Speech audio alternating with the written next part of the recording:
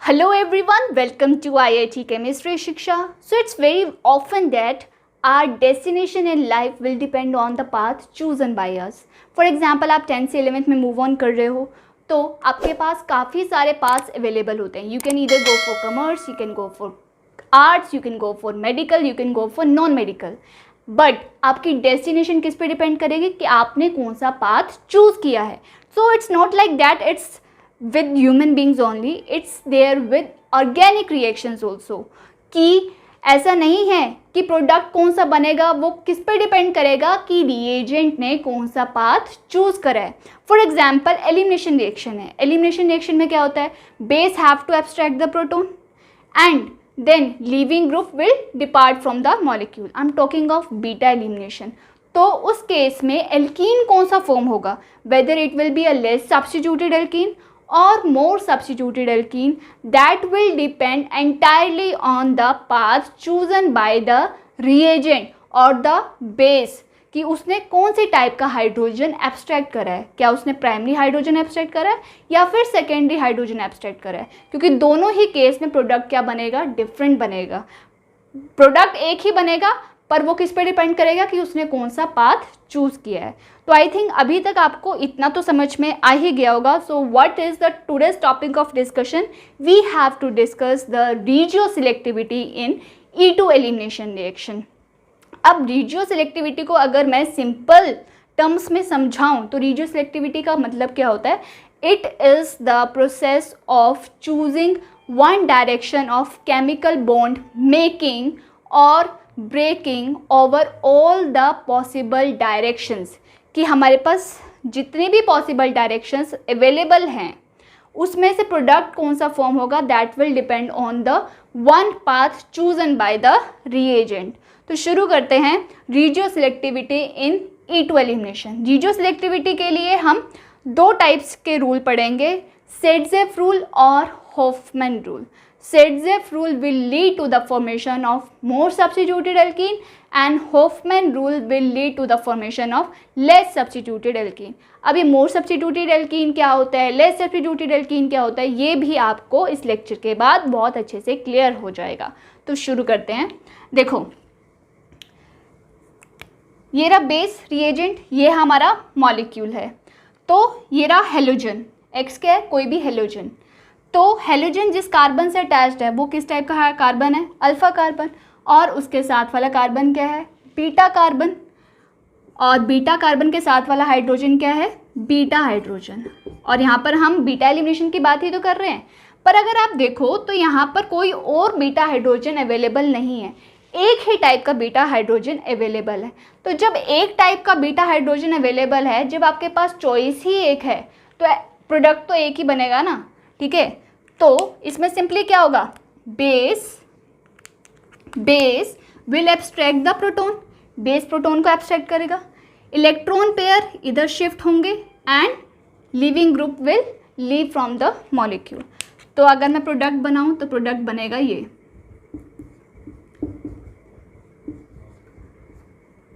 CH double bond CH2.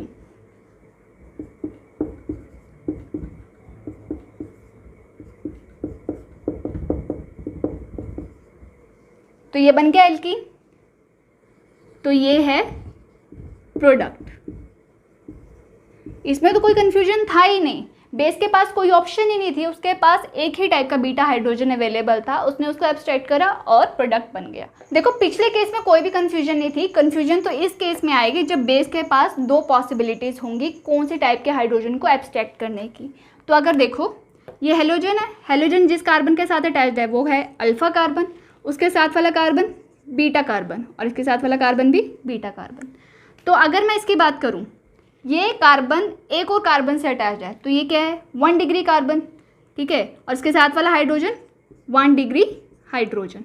और अगर मैं इसकी बात करूं तो ये वाला कार्बन आगे दो और कार्बन से अटैच्ड है, तो ये कैसा कार्बन हो गया, 2 डिग्री कार्बन और इसके साथ वाला हाइड्रोजन क्या हो गया, 2 degree hydrogen.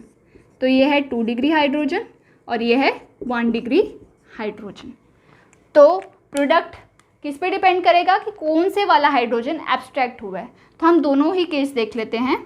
Just suppose base ने इस टाइप के हाइड्रोजन को 1 डिग्री बीटा हाइड्रोजन को एब्स्ट्रैक्ट करा है, तो प्रोडक्ट क्या बनेगा, देखो ये रहा प्रोडक्ट।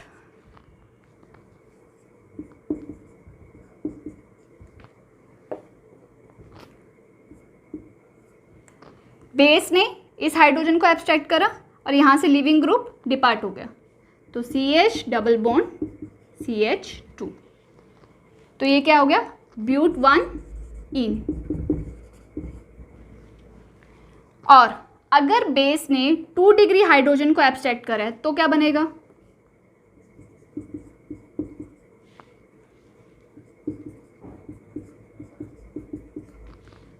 यहाँ से हाइड्रोजन एब्स्ट्रैक्ट हो गया, इलेक्ट्रॉन पेयर इधर शिफ्ट हुआ, लिविंग ग्रुप ने यहाँ से डिपार्ट करा, तो CH और CH3, तो ये बन गया ब्यूट 2 इन। तो यहाँ पर डिफरेंस क्या है, ये रहा डबल बॉन्ड और ये रहा डबल बॉन्ड, तो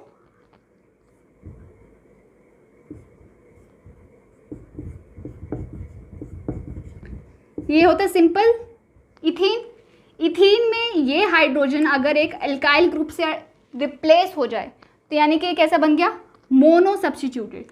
कैसे बन गया, मोनो सब्स्टिट्यूटेड एल्कीन। तो अगर हम बात करें तो यहाँ पर भी एक हाइड्रोजन इस एल्काइल ग्रुप से रिप्लेस हो गया, तो ये बना मोनो सब्स्टिट्यूटेड एल्कीन।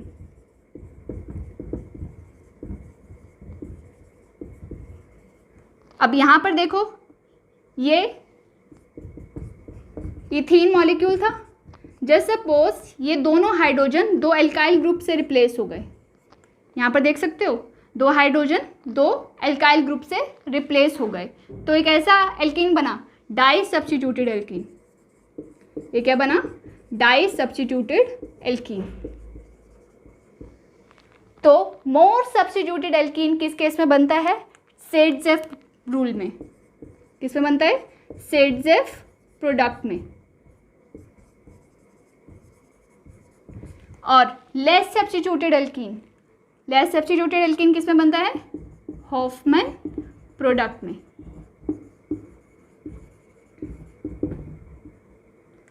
तो सेडजेफ रूल में क्या बनता है, मोर सब्स्टिट्यूटेड एल्कीन, और लेस सब्स्टिट्यूटेड एल्कीन किस केस में बनता है, हॉफमैन प्रोडक्ट में। Clear. Now coming to Saytzeff rule. Saytzeff rule क्या कहता है, in the elimination reaction highly substituted alkene will be formed as a major product. वो एल्कीन मेजर प्रोडक्ट बनेगा जो कि हाईली सब्स्टिट्यूटेड होगा। तो देखते हैं, देखो ये रहा हेलोजन। हेलोजन जिस कार्बन से अटैच्ड है वो क्या होगा, अल्फा कार्बन, और उसके साथ वाले कार्बन क्या होंगे, बीटा कार्बन, और बीटा कार्बन के साथ वाले हाइड्रोजन क्या होंगे, बीटा हाइड्रोजन। ये रहा बीटा हाइड्रोजन और ये भी क्या है, बीटा हाइड्रोजन। बस डिफरेंस क्या है, ये कार्बन एक कार्बन से अटैच्ड है तो ये प्राइमरी कार्बन हो गया, तो ये हो गया 1 डिग्री बीटा हाइड्रोजन। ये कार्बन 2 और कार्बन से अटैच्ड है तो ये 2 डिग्री कार्बन हो गया, और ये हो गया 2 डिग्री बीटा हाइड्रोजन। तो base will abstract the proton, base proton abstract करेगा,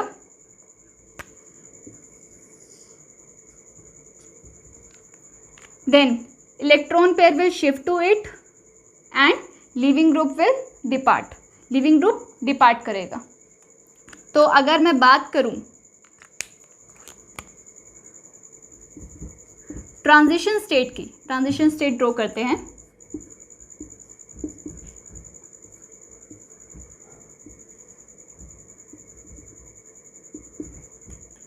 बेस ने प्रोटॉन एब्स्ट्रैक्ट करा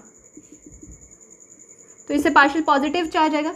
ये सिग्मा बॉन्ड ब्रेक करा, यहाँ से इलेक्ट्रॉन पेयर इधर शिफ्ट हुए तो एल्कीन कैरेक्टर डेवलप हुआ, और यहाँ से लिविंग ग्रुप डिपार्ट करेगा तो इस पे पार्शियल नेगेटिव चार्ज आया।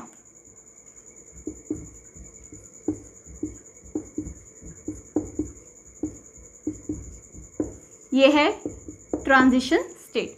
सो alkene character is developed in the transition state. Alkene character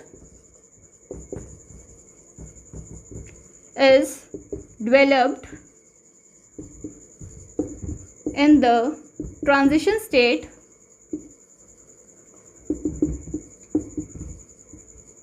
जो भी फैक्टर इस ट्रांजिशन स्टेट को स्टेबलाइज करेंगे वो रिएक्शन के रेट को इंक्रीज करेंगे और वो हाईली सब्स्टिट्यूटेड प्रोडक्ट बनाएंगे. So any factor which will stabilize the transition state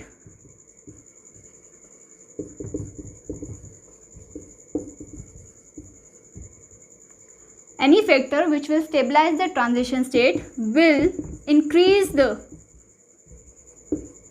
rate of reaction. rate of reaction कैसे increase करेंगे? अगर transition state स्टेबलाइज हो गया तो एनर्जी ट्रांजिशन स्टेट की क्या हो जाएगी? कम हो जाएगी. और जब भी किसी सिस्टम की एनर्जी कम होती है तो वो स्टेबलाइज हो जाता है. तो वो क्या है? रेट ऑफ रिएक्शन को इंक्रीज करेंगे and highly substituted alkene will be formed as a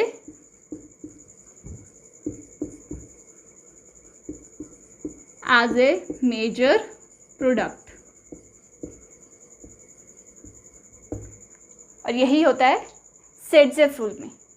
fine. तो अगर मैं फाइनल प्रोडक्ट बनाऊं तो फाइनल प्रोडक्ट क्या बनेगा?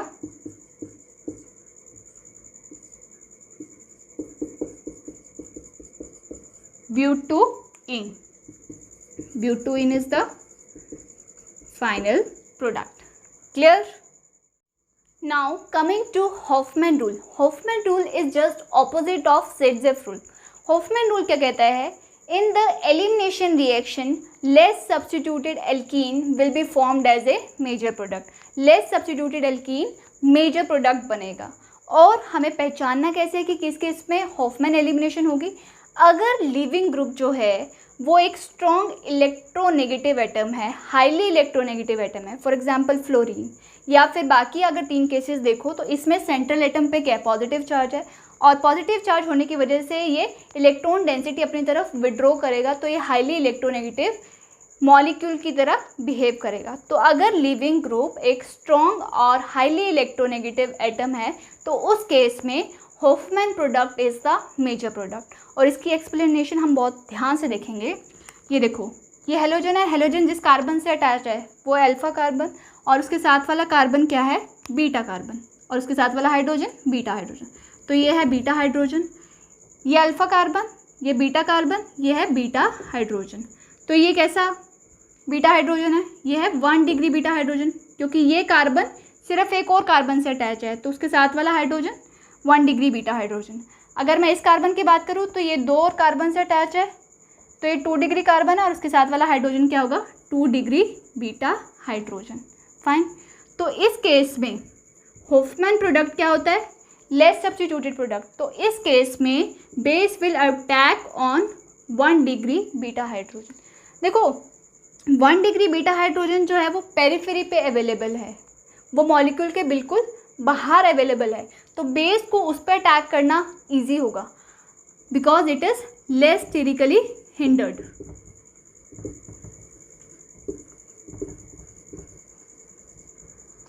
और अगर 2 डिग्री बीटा हाइड्रोजन की बात की जाए तो ये हाईली स्टेरिकली हिंडर्ड है या फिर मोस्ट स्टेरिकली हिंडर्ड है.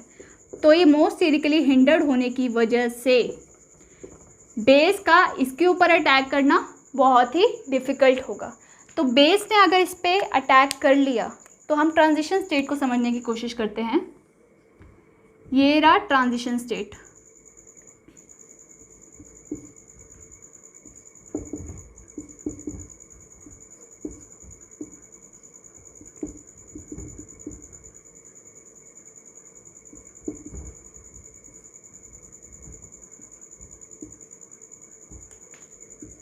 यह है 1 डिग्री बीटा हाइड्रोजन. बेस ने इस पे अटैक करा, इस पे पार्शियल पॉजिटिव चार्ज आएगा.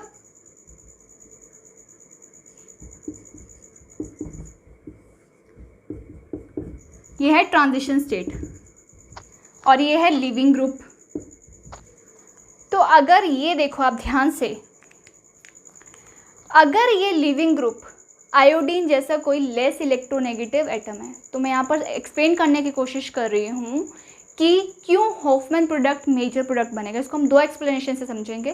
पहली एक्सप्लेनेशन ध्यान से सुनना कि अगर ये लीविंग ग्रुप जो है आयोडीन जैसा कोई एक लेस इलेक्ट्रोनेगेटिव एटम है, तो लेस इलेक्ट्रोनेगेटिव एटम होने की वजह से ये इलेक्ट्रॉन डेंसिटी को अपनी तरफ कम विड्रॉ करेगा। तो अगर इलेक्ट्रॉन डेंसिटी को कम विड्रॉ करेगा तो इस हाइड्रोजन और इस हाइड्रोजन 1 डिग्री बीटा हाइड्रोजन और 2 डिग्री बीटा हाइड्रोजन की एसिडिटी में ज़्यादा डिफरेंस नहीं होगा, तो बेस जो है वो किसी पे भी अटैक कर सकता है।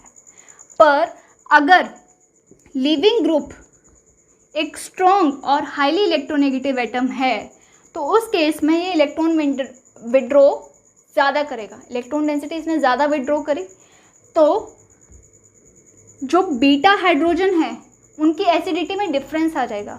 1 डिग्री बीटा हाइड्रोजन ज़्यादा एसिडिक हो जाएगा और 2 degree beta hydrogen less acidic हो जाएगा।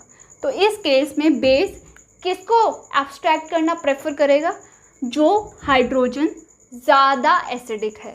तो 1 degree beta hydrogen is more acidic, तो बेस जो है उसे एब्स्ट्रैक्ट करेगा और less substituted alkene will be formed as a major product. Clear? और अगर मैं आपको एक और चीज़ से समझाऊं, बेस ने इसको एब्स्ट्रैक्ट कर लिया, तो यहाँ पर मैं कॉन्जुगेट बेस बना के दिखाती हूँ। ये है कॉन्जुगेट बेस।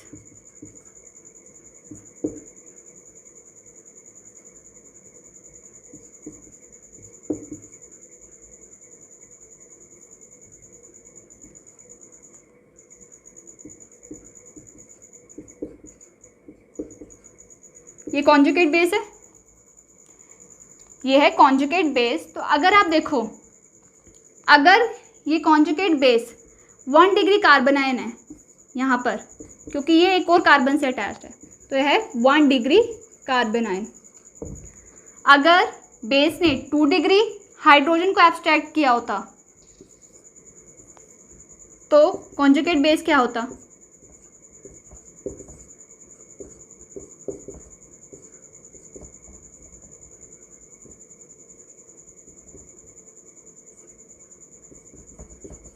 ये होता है 2 डिग्री कार्बन आयन। तो 2 डिग्री कार्बन आयन पे दो जगह से प्लस आई इफेक्ट लग रहा है जो कि उसके नेगेटिव चार्ज को इंटेंसिफाई कर रहा है। तो 2 डिग्री कार्बन आयन क्या है? लेस स्टेबल है। पर अगर 1 डिग्री कार्बन आयन की बात करें तो उसका जो है एक साइड से प्लस आई इफेक्ट लग रहा है जो कि नेगेटिव चार्ज को इंटेंसिफाई कर रहा है, पर 2 डिग्री के कार्बन आयन के कंपैरिजन में उसको लेस डिस्टेबलाइज कर रहा है। तो primary carbon ion is easy to form in case of Hofmann elimination.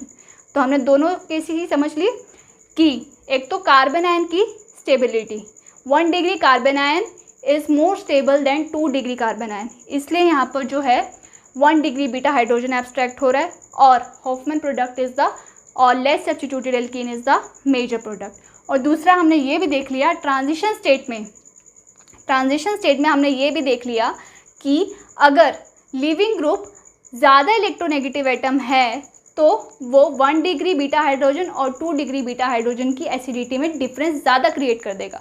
1 degree beta hydrogen ज़्यादा एसिडिक हो जाएगा जिसकी वजह से बेस जो है उसे एब्स्ट्रैक्ट करेगा। तो इसलिए हॉफमैन प्रोडक्ट और less substituted alkene will be formed as the major product. Is that clear?